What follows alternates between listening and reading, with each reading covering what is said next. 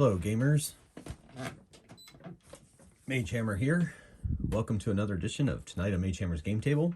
For tonight, I have episode 12 of my ongoing solo RPG sessions featuring the Tiny D6 Tiny Cthulhu rules with the Pulp variant, which is inside this rulebook.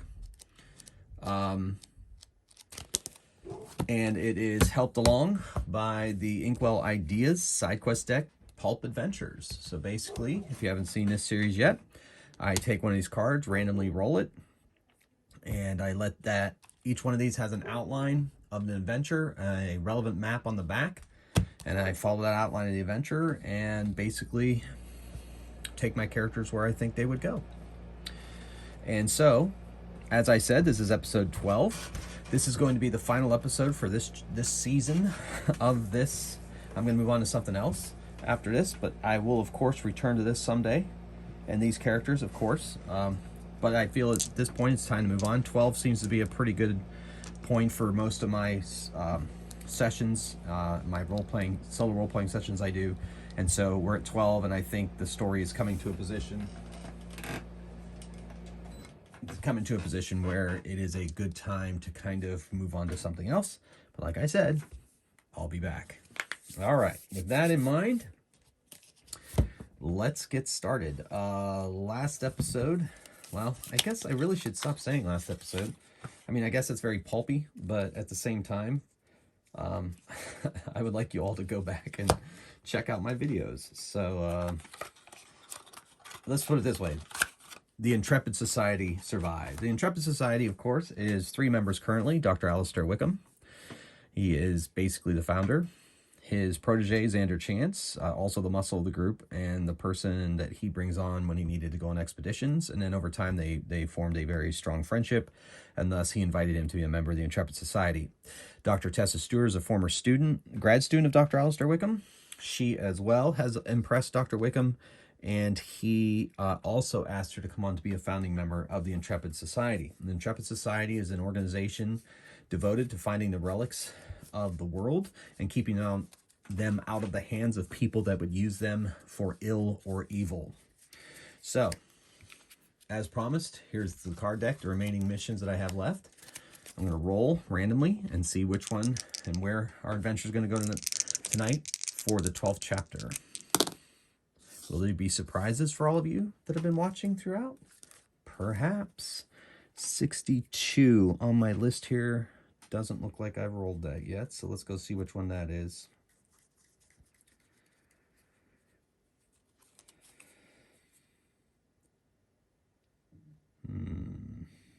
Well, dun dun dun dun dun dun dun. Dun, dun, dun, dun, dun, dun, dun, dun, dun.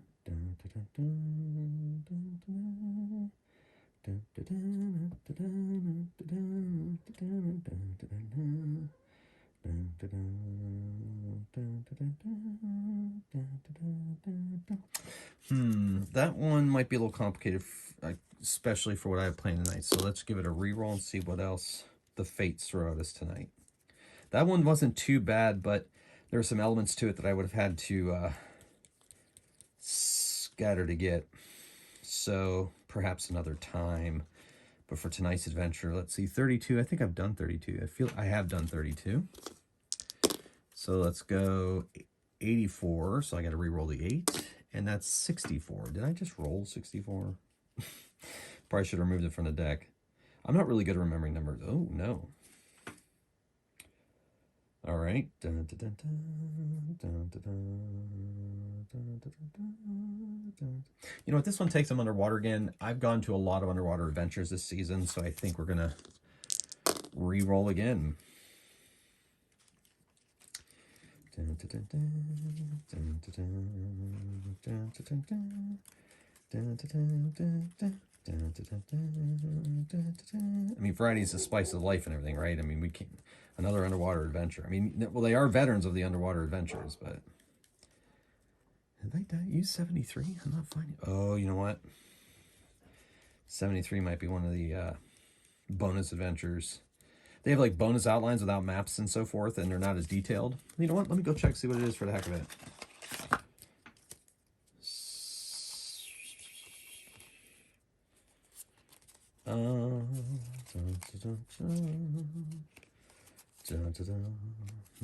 Well, guess not.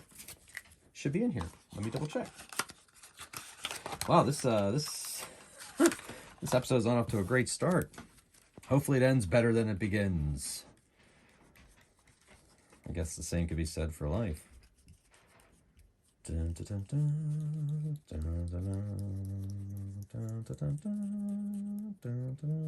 Tell you what, re-rolling. Ooh, 11, double ones. That's got to be intriguing, right?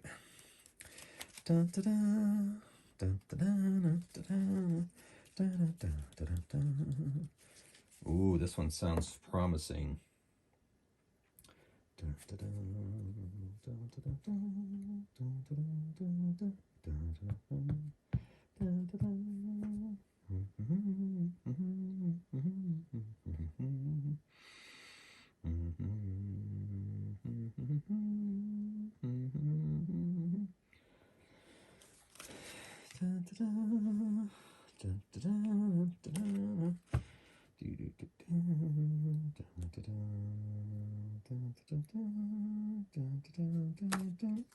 You know what? I think I will use that one, but I'm going to do a little bit of a modification to it. So, but here we go. It's the Malevolent Mask. All right, so the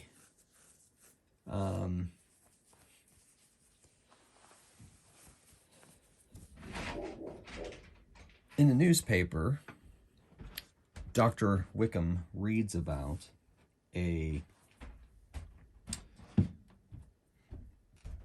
professor he knows who has been arrested for murder. According to the article in the London Times, this professor killed 3 people.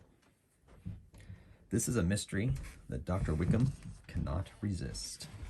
So he calls in Xander and Dr. Stewart and says, "Hello, we have a mission. An old colleague of mine has been found guilty of murder. I need to know what's behind this. I know him, and I know that he is not the kind to go about murdering people. So that means that something in his life has gone awry. And my gut is telling me it may have something to do with some kind of relic. So let's go investigate."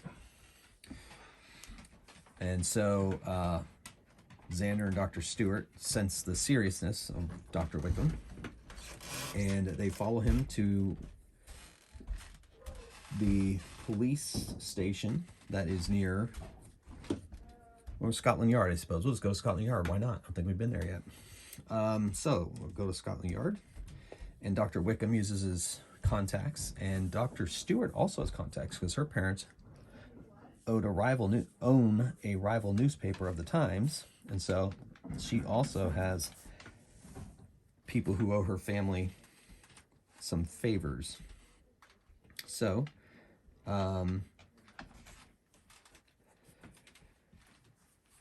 hello. Yes, I need to talk to Detective Superintendent Michelin. Yes. Tell him Dr. Alistair Wickham is here. So a well put together police officer comes out dressed in a nice suit. Comes out and says, "Dr. Wickham, it's been a while." Yes, it has. I'm afraid I'm not here on a social call. No, of course not. I have a feeling I know what it has to do with. Please come to my office. So he leads the 3 of them into his office. "Please have a seat. Would you like some tea?" "Oh yes, I'd love some." None for me." "Oh yes, that would be lovely. Thank you." So he sends a officer to get them some tea, or a secretary, and then he sits back down behind his desk and says, "Now, how can I help you, Professor?" "Well, Detective Superintendent Michelin, I've heard about the unfortunate unpleasantness with Dr. Meacham." "Yes, quite unpleasant. I came out to the scene myself. Not something you want to see. Forgive my language, lady. It was horrible. Oh, don't mind me. And so, so what was the circumstances? Well, I really shouldn't talk too much about it, but I do owe you a couple of favors, Dr. Wickham, so I'll tell you this. He's guilty, all right? But now that you mention it, there is something that I think maybe I was going to approach you about anyway. You see, on his person, we found this mask. Mask? Could you describe this mask? I'll do you one better. Let's go look at it. So he takes him out to the evidence room. The secretary brings in their tea. Leave it by. Sybil, we'll be right back. So he takes him into the evidence room, shoos away the evidence officer, and brings them to it, and shows them. It is a mask of the fawn. Let's see. Well, I know that. Let's see if the characters know. Oh, Dr. Stewart recognizes it. But Dr. Wickham is not so sure. And Dr. Stewart's like, oh my, Dr. Wickham, I believe that's the Mask of the Faun. Oh yes, the Mask of the Faun. Michelangelo, right? Yes, Michelangelo. It was one of his, it was his first sculpture. Said to have been lost forever. But if that's the actual mask, it looks just like it. Forgive the pun, but it's a dead ringer. A dead ringer. Dr. Stewart, that's funny. Can we please get back to my investigation? So, what is this Mask of the Faun? Well, you see, Detective Superintendent, it is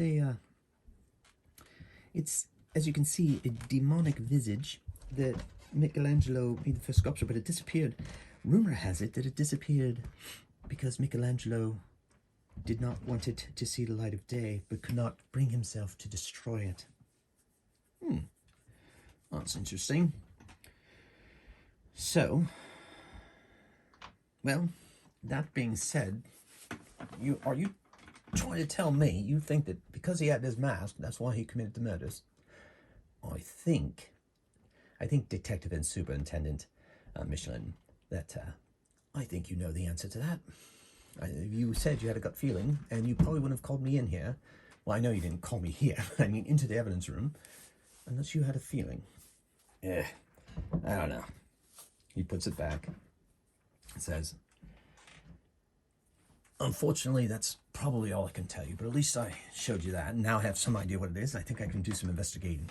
So, tell me, who's the last person to have it? Well, according to the law, Michelangelo. That does me no good. Wonder how it ended up here. Probably, you Brits like to bring things back to the country that don't quite belong to you. Forgive him. He's American. I figured that much out. Well, I'll forgive you that little slight, sir. What we do for the good of the world. Yeah, and so does America. Yes, well, we do owe you quite a debt for helping out in that first war. Darn right you do.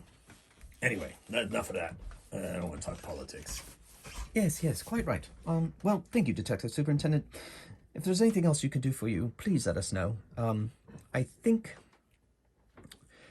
unfortunately, if you need to find an expert in the Mask of the Faun, Dr. Stewart here is probably the best one for it. So, if you need any more information from her, please feel free to contact us at Intrepid Society headquarters or my mansion, and I'll get word to her. All right, quite right. Thanks, Professor. I'm going to end up... Excuse me. Thanks, Professor. I'm going to end up owing you more. I'm going to end up owing you again, I see. Quite right. Anyway, it's good to see you again, old friends. Likewise. Just wish it wasn't under these kind of circumstances. Indeed. So the Intrepid Society takes their leave, and they go home and do as much research as they possibly can on the Mask of the Faun. And Dr. Stewart does learn anything she doesn't already know, and Dr. Wickham gets schooled and learns more about it. The lore says that anyone who possesses the mask and has it for any certain amount of time, it can lead them to do demonic things. Now, exactly what those demonic things are not, I don't know. or demonic things is not said in the lore, but Dr. Wickham has a feeling that murder is probably one of those things. The next day, Detective Superintendent and a detective inspector show up at the Intrepid Society's door. Hello, Professor. I've got bad news. The mask overnight disappeared. What? Disappeared? I'm afraid it's been stolen. Was anyone hurt? No, just a good knock to the head, our officer got, and then they made their way out of it. Interesting. Do we have any idea who took it? No, but we'll get him. But I'm here to ask for your help. Who do you think would know about the mask here in London, or wherever, really? Well, let me think. Well, there is that. Dr. Stewart? I don't know. You know the social circles better than I. And, well, my best guess would be would probably be Lord Bancroft. He's always had a bit of a obsession with anything Michelangelo. I say we pay him a visit. All right, tell you what, it wouldn't do for a copper to show up at a nobleman's door without any kind of proof. How about I send you, Professor, and your team in to kind of talk to him, and under some, pretense or something, and then you get back to me if you think there's something there, and I'll go sniffing around then. Excellent plan. You can count on us, Detective Superintendent. All right, so please let me know how it goes. Indeed. All right, I need to send a telegram.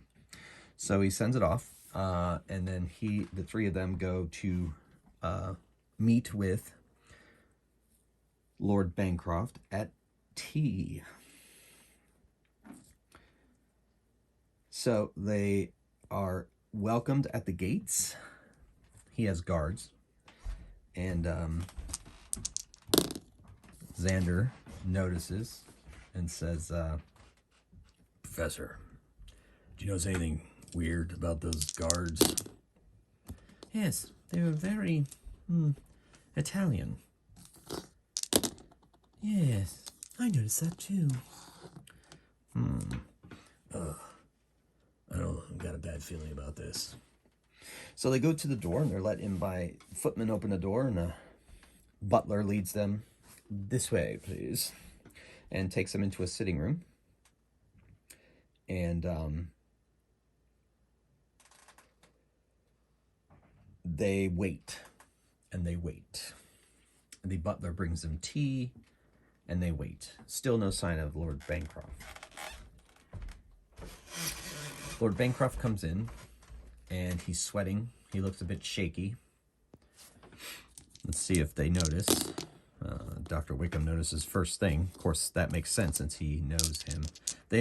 Dr. Wickham and Dr. Stewart are both perceptive, so they get advantage on that roll. In Tiny D6, advantage is 3 dice. Any roll of 5 or 6 is a success. Standard test is 2 dice, and disadvantage is 1 die. Even Xander, who is not as perceptive as his companions, notices. Oh, Dr. Wickham, to what do I owe this pleasure? Your telegram said something about funding a show. Why, yes. We are, Dr. Stewart, and this is Mr. Xander Chance. We are funding the Intrepid Society is funding a show of Michelangelo's works here at the London Museum. Oh, that sounds wonderful. Yes, sounds quite lovely. We're hoping it's going to be a smash success. I'm also using it as a fundraiser to help fund the Intrepid Society's journeys.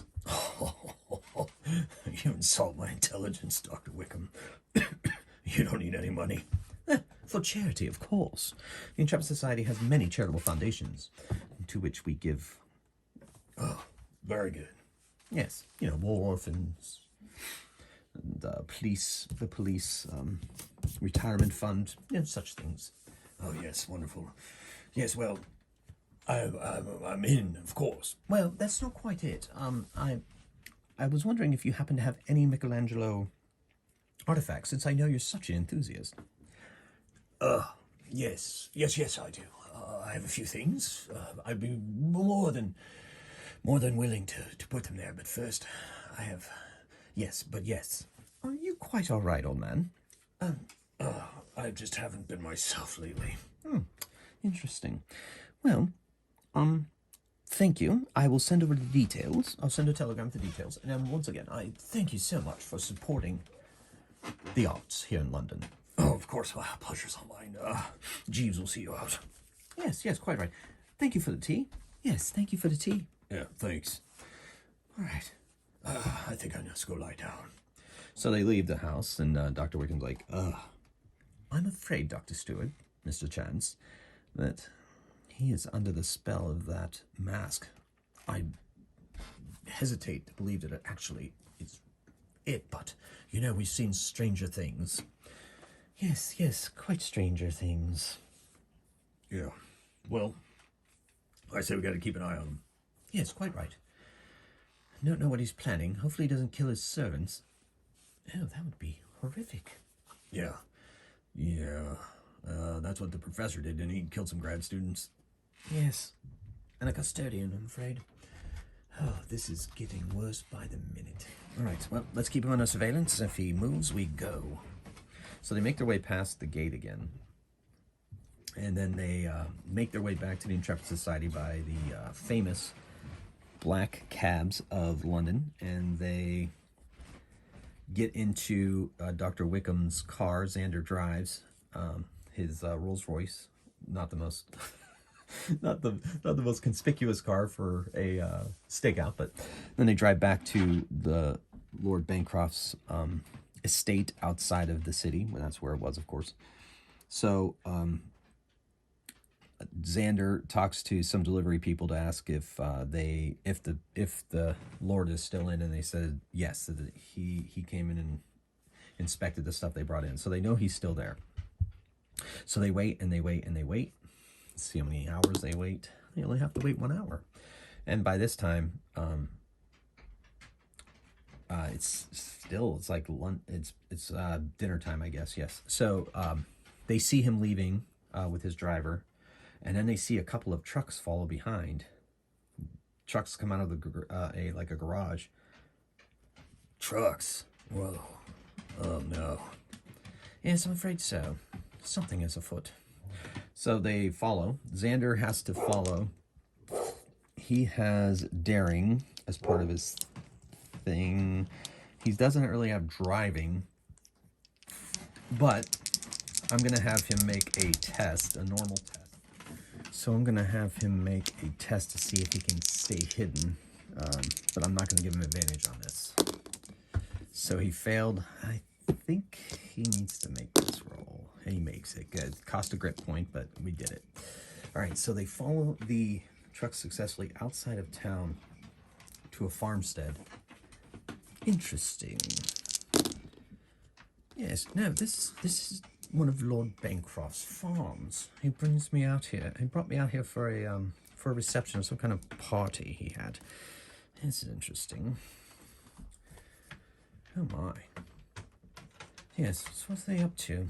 So they pull off to the side of the road and they get out. They hide it in some trees before they get too close to the estate. They make their way to the estate, and it's surrounded by the entrance is surrounded by a stone wall that's quite long. Probably doesn't go around the whole property, but it's enough that they're going to have to get across it. The gates close behind the trucks. All right, I'm going to get over there. Hold on. So he's a survivalist and strong, so I'm going to give him advantage. He makes it over the wall. He pulls down a rope and pulls the other two up quickly. Yes, of course he has full gear. Of course he has full gear. They're adventurers. All right, so they make their way down the wall. It's getting to be, it's not quite dusk or anything like that, but it's getting there. So they make their way to where the trucks are. The trucks pull into a pebbled driveway in front of a rather large manor house. And they see Lord Bancroft get out. His driver opens the door for him, he gets out by himself, and then the two trucks pull up, and out of one truck jump 6 men dressed in black uniforms. And oh my, what's they look almost military. You know what I think? What's that? Overlords. Oh my, the overlords here in England? Oh, just as we thought. Something's not right. Yes, definitely not right. Well, we better keep an eye on them. Yes. So there's 6 men. They open up the other truck and they take out some crates. And out of the crates, they take submachine guns. They are of German make. And that is not great. So, and out of another crate, one of the men takes a strange looking weapon. Kind of looks like a gun of some kind, but it's not like any gun that Xander has ever seen. Nor any of them, really. Xander's going to see if he can identify it. Beats me. Oh, no.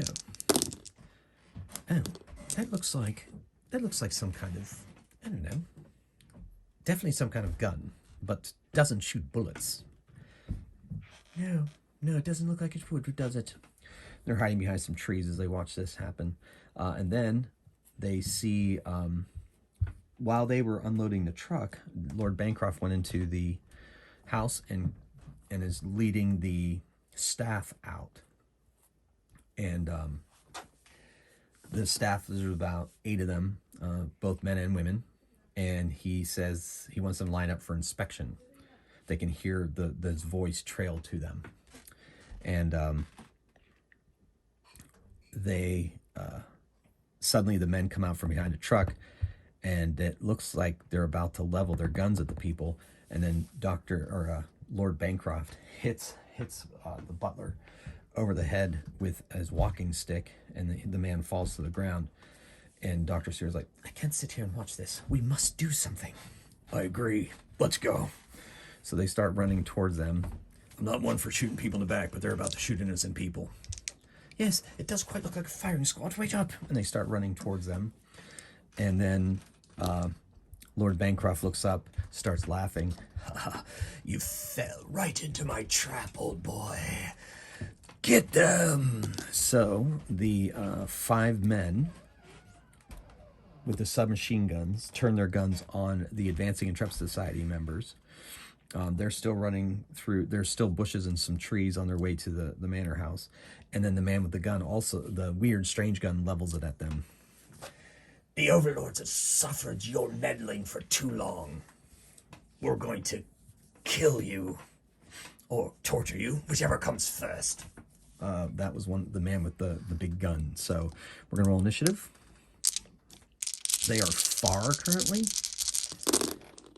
Okay, so Dr. Wickham and Dr. Stewart, and they're all going to go first. So the range is pretty far for their pistols. So they are going to move closer to near. So it's far, near, and close. They're going to move to near and fire their pistols. But as they move, they're going to try to find some cover as well, like behind trees, behind rocks, behind pottery or whatever. So Dr. Stewart shoots at the man with the weird gun, and she misses. Oh wait, she has advantage. So she misses. Dr. Wickham also lets fire, and he misses. And Xander is not mastered in the pistol, but he is weapon group range now, so he gets a standard test, and he hits the man with the gun. And there are 6 of them total, including Lord Bancroft. So now they open fire. So the way that my house rule on submachine guns is they make three separate checks with disadvantage, and they can hit up to 3 times. Because the Intrepid Society has cover, instead of reducing the amount of dice that are flying at them, I'm going to give them each an evade. And if they make their evade, their cover absorbed the hit. So, this is a lot of bullets flying their way. So Dr. Wickham is getting shot up by, let's see. All right, so there are 5 with submachine guns and 1 with a big gun. So we'll save the big gun for last. We're going to go 2, 2, and one of them is going to get 1. So 1, 2, 3, 4, 5, 6. So Xander is only going to get 1 attack. The doctors are going to get 2 separate. So only 1 hits Dr. Wickham. Let's see if he can evade, and it doesn't evade, so he gets winged by a bullet. Then Dr. Stewart, bullets fly her way, and we get 2, so she's going to try to evade those 2, see if they hit her cover, and neither of them hit her cover, so she takes 2 damage. Not off to a great start. And then Xander Chance, ooh, 3 hits. Oh man. So chance to evade. He evades all 3. Oh yeah. Nice. All right. So bam, bam, bam, hits the trees behind. So that's great. Okay. Good roll. Good roll. So Lord Bancroft beats on the butler again, and now the guy with the big gun, he is going to fire at Dr. Stewart. So he has advantage with this shot. He points it at Dr. Stewart where she's hiding, and a lightning bolt flies from the base of the gun, flies towards Dr. Stewart. So I'm making this up. Or wait, you know what? I bet there is a lightning gun in this. Let me go check. They have one of the things in Tiny Cthulhu is I forgot about that. I wish I would have looked it up before the adventure, but I didn't know. Well, yeah, I kind of did. All right, anyway, so they have like inventions. Yes, freeze gun. Yes. Let's use the stats that they came up with. There's atomic ray gun. I want it to be a lightning gun. So there's a heat ray, atomic ray gun, freeze gun. All right, so what we're going to do is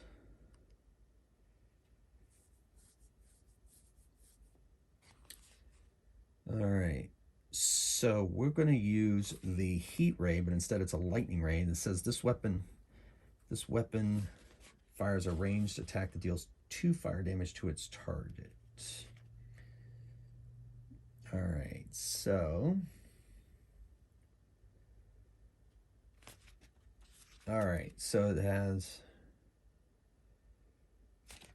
has 4 uses.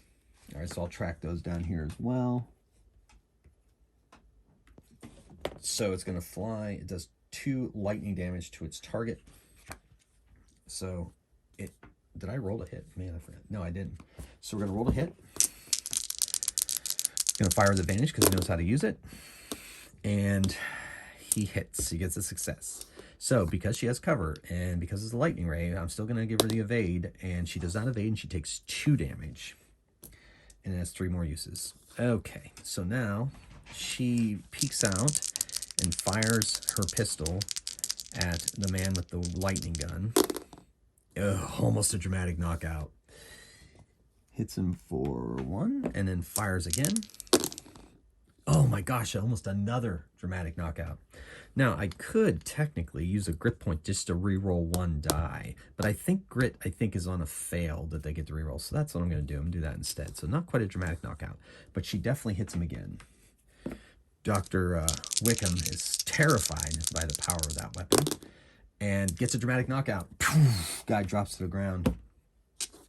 And then he aims at one of the other members of the submachine gun and hits him as well. 2 actions in Tiny D6, whatever you want to do. Move and shoot, 2 shoots, whatever. And Xander, he fires his pistol at the same, concentrating his fire in the same one Dr. Wickham fired at, and he hits him as well. And if both of these roll 5 and 6, they don't, but he hit him again. So they're keeping him down. So 1 down, 5 to go, 1 pretty wounded. They return fire. So one of the submachine gun guys drops his weapon, picks up the lightning gun, and fires it. He's going to fire it at Dr. Wickham. Oh, he doesn't have advantage with it, but he misses anyway. But he's only going to have a standard test with it. So that misses Dr. Wickham. The lightning bolt flies by his head. The submachine gun guys unload. So now we have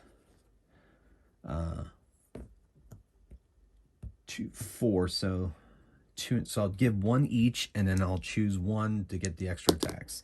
That's going to be Xander. All right, so 1 set of submachine gun burst at Dr. Wickham, and none of them hit. And 1 submachine gun burst at Dr. Stewart, none of them hit. And 2 bursts at Xander, and none of them hit. Bouncing off the tree, flying over their heads, wild. They're disconcerted by the headshot that Dr. Wickham put on the lightning gun wielder. So now it is initiative again. Bancroft is beating on the poor butler. All right, so they all go before the enemy, which is actually very good. Pistol shot at the guy with the lightning gun. Wickham shoots again, hits him again. Dr. Stewart stays focused on submachine gun guy and hits him and fires another shot and hits him and drops him. So 1 submachine gun guy down, 3 with submachine guns remaining, and 1 with the lightning gun still. All right, and then Xander is going to fire at lightning gun guy and misses. Ooh, he is going to spend a grit to shoot again. And he hits this time. So he gets 1 shot, and he was hoping for a dramatic knockout. He had a better chance to get it. And his second shot, misses, not spending grit there. Okay, so there is lightning gun guy. He is going to continue to focus on Dr. Wickham. He has a standard test, and he misses. He's just not really good with that gun. He hasn't trained as well on that gun as the other guy. All right, then we got 3 submachine guns, 1 on each then. Dr. Wickham missed. Bullets fly at Dr. Stewart. 2 of them hit. She's going to try to evade because of her cover. She evades 1, takes 1. And then firing at Xander, 2 hit. He evades because of his cover. He does not evade. He takes 2 damage. All right, initiative. Bancroft moves on to, well, the staff has run away, except for the poor butler. He's continuing to pound on the poor butler. I'm not sure the butler's going to make it out of this. All right, Dr. Stewart, Dr. Wickham. All 3 go before. That has been working out really well. Dr. Stewart is going to continue to focus on the submachine gun wielders, and she hits 1. And she fires her gun at the neck at the same one. Wings him again. Keeps his head down. All right. Dr. Wickham is firing at the lightning gun guy and hits. And he takes another shot at him. See if he can take him down with this hit. Oh, dramatic knockout. Boom. He only had 1 hit point anyway, but we'll say it's a dramatic knockout. Lightning gun drops to the ground. 3 are remaining. Xander takes a shot. Missed. Second shot. And he hits. So he focused on the one that she was trying to take down. So there's 3 remaining still with submachine guns, but the lightning gun is on the ground. They're going to open with their submachine guns. They're not going to waste time getting the... Dr. Wickham is hit all 3 times. And he manages to dodge 1 of them. In fact, he's going to re-roll 1 of those. And he fails. So he loses 2. And that was nasty. That's because he exposed himself to get hit by the weapons, I suppose. Dr. Stewart is missed, and Xander is missed. That wounded guy's aim is wobbly. Initiative. Oh, Xander goes after. The other 2 go before. Still working out pretty well. So Dr. Stewart is going to sprint towards the lightning gun and then fire. She's not going to have time to pick it up, I don't think, and fire it. So instead, she's going to fire a pistol at the guy she's been focusing on. But she no longer has cover is the problem. Well, she winged him, but since she moved, that's the only action she gets. Dr. Wickham is going to fire at that guy, give her cover, so he hits him and he drops him. Then he's going to take his second shot at another submachine gun guy. Takes him down. Doesn't take him down, he wounds him. Then submachine gun guy fires at Dr. Stewart, because she's out in the open, and Dr. Wickham. So Dr. Stewart, good. Bullets fly around her. She is not hit. And Dr. Wickham, two of them strike him. He is still behind cover, so he's going to evade, and he doesn't. Takes 2. Yikes. All right, before initiative, he's going to spend his last 2 grit to heal 1d3 damage, and he does 3, so he gets 3 of his life point, 3 hit points back. That, as my brother would say, is huge. All right, so we are at initiative. Dr. Wickham goes after. Dr. Stewart and Xander go before. Dr. Stewart picks up the lightning gun and shoots it at the healthy.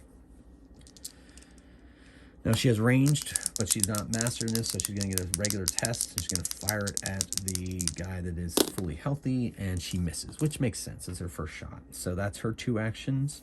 Xander fires his pistol at the guy with the submachine gun, misses. Second shot, misses. I'm not gonna grit that. All right, so then a submachine gun guy, they both turn their weapons on Dr. Stewart now that she has the lightning gun. Oh my goodness, nice. All missed. The bullets are flying around her, peppering the earth, you know, just like in the movies. And so now Dr. Wickham, no, Xander. No. Oh my gosh, which one? Let's make it Dr. Wickham. For fun. Dr. Wickham, one of them goes after it, so we'll make it him. Fires, misses, and fires, hits. So that guy is a bit wounded. Lord Bancroft starts towards them with his walking stick. He is wearing the mask of the fawn, and he is foaming at the mouth, coming for Dr. Stewart. Initiative.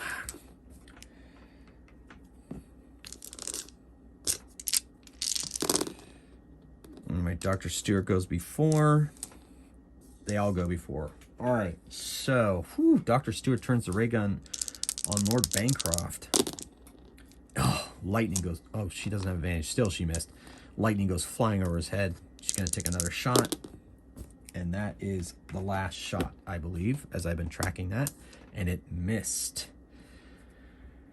She's going to use a grip point. Missed. So it flies over his head harmlessly. Dr. Wickham fires a submachine gun. They got to take him down. Hits and fires a second shot and misses. So that guy's slightly wounded. Xander also turns his attention on him, misses and misses. Oh, Xander. All right, Xander's had enough. We'll see what happens next. Then submachine gun guy fires at... they see the crazy guy going after Dr. Stewart, so this one's going to fire at Dr. Wickham. Hits. Dr. Wickham's still in recover. He fails. He takes a hit. And the other one's firing at Xander. Hits. Evade. Does not evade. Takes a point. All right. Things are heating up as the Lord Bancroft advances upon them. Okay, so let's roll initiative. Dr. Stewart's going after Xander. Xander's the one going before. He moves up on. He moves up to intercept Lord Bancroft. He doesn't want Dr. Stewart to take the full brunt of that attack. So he moves up and he swipes with his machete at Lord Bancroft and hits. Then that was his action. Now the others go before. One fires at Dr. Wickham, hits. Dr. Wickham evades. The other one fires at Dr. Wickham and hits. And Dr. Wickham does not evade. All right, so now they get to attack. So Dr. Wickham fires at submachine gun guy, misses, and fires again. Oh, we're hoping for the dramatic knockout. Doesn't get it, but the guy is wounded. Dr. Stewart, since Xander has intercepted Lord Bancroft, she fires at the healthy submachine gunnist. Hits. That's 2 damage. Oh, shoot. Lightning gun is done. So she uses her pistol. So she hits for 1 damage and fires again. And misses. Damn. She's going to hold on to her grip points to heal. Okay. So now Lord Bancroft, he is enraged with Berserker Power. His strikes with his walking stick do 2 damage. And he hits Xander for 2 damage. And he takes a backswing. This is not going to be great. Oh! Oh! Oof.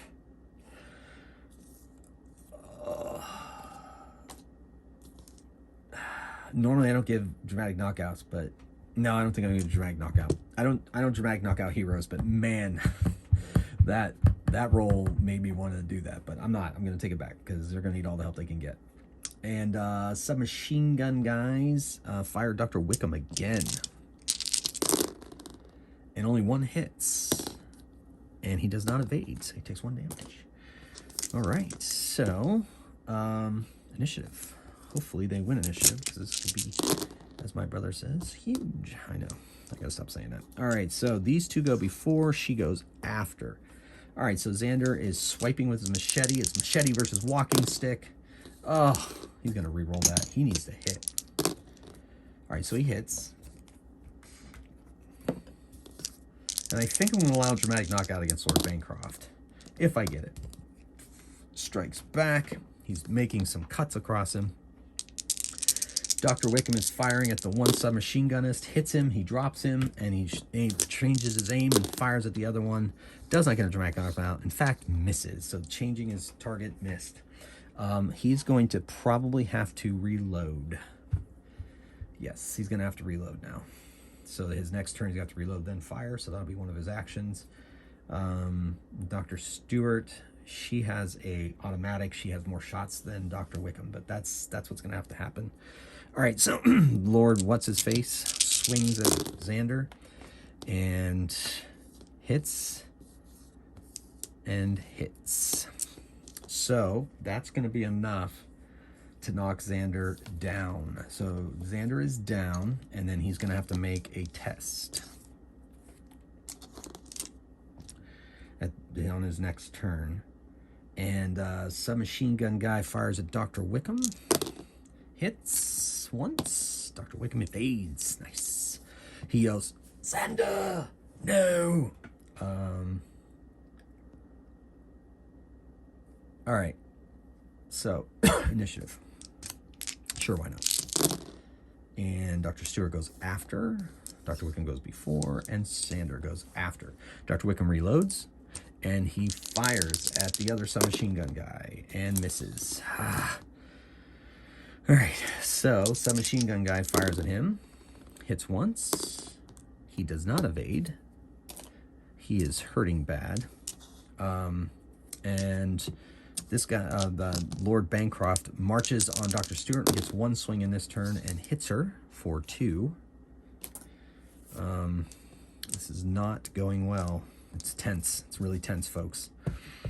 All right, so she's going to spend 2 grip points to heal. She only heals 1. Well, it's better than nothing, I guess.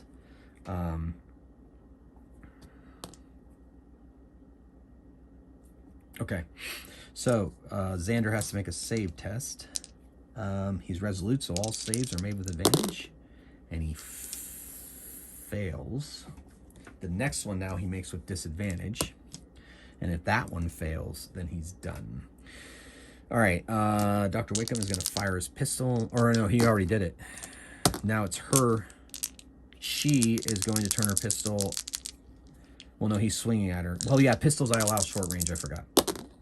Or close range. So 1 hit. And another hit. As she dodges about. Well, not really technically evading, just is not going to stand still while he whaps at her. So, this is getting tense. Xander's down. I could make a rule right now before I make that roll that pulp heroes never die. We'll see. We'll see. We'll see what happens. We'll see what happens. Deus Ex Machina much? All right, so here we go. Oh my gosh. Horrible. All right, so she should take an evade action, but she didn't. He takes 2 swings at her. Oh my gosh. He missed her 3 ones. Oh my gosh. Oh my gosh. He drops his walking stick. He's going to attack her with his teeth next turn, but he missed. Oh my goodness. The pulp gods are watching over. All right, so now that brings it to Dr. Wickham. Oh no, submachine gun guy. He lets fire, then he has to reload. So reload's going to take all of next round. He hits Dr. Wickham twice. Oh, I'm not going to roll his own dice against him. Misses Dr. Wickham. I'm not going to use the hero's dice to attack them. And then Xander.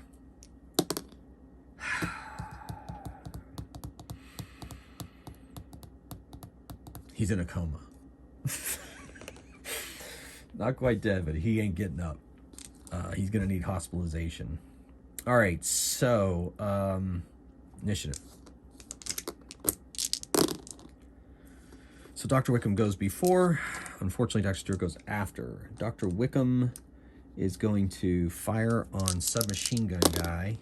And he finally dramatic knockout that guy. Holy crap, that was just too much. All right, so it's just down. And then he turns his pistol on the Lord and misses. The Lord takes swings at Tessa. And it looks like she is down. She drops under the fury of the teeth and claws and hands of Lord Bancroft. So she gets 1 save. Initiative. Oh, yeah, he's in a coma. Oh, he goes after. So he starts marching towards Dr. Wickham, so he moves and attacks. Dr. Wickham keeps a tree between them. There's a hit. Dr. Wickham's going to try to evade because of the tree and does not, and he goes down.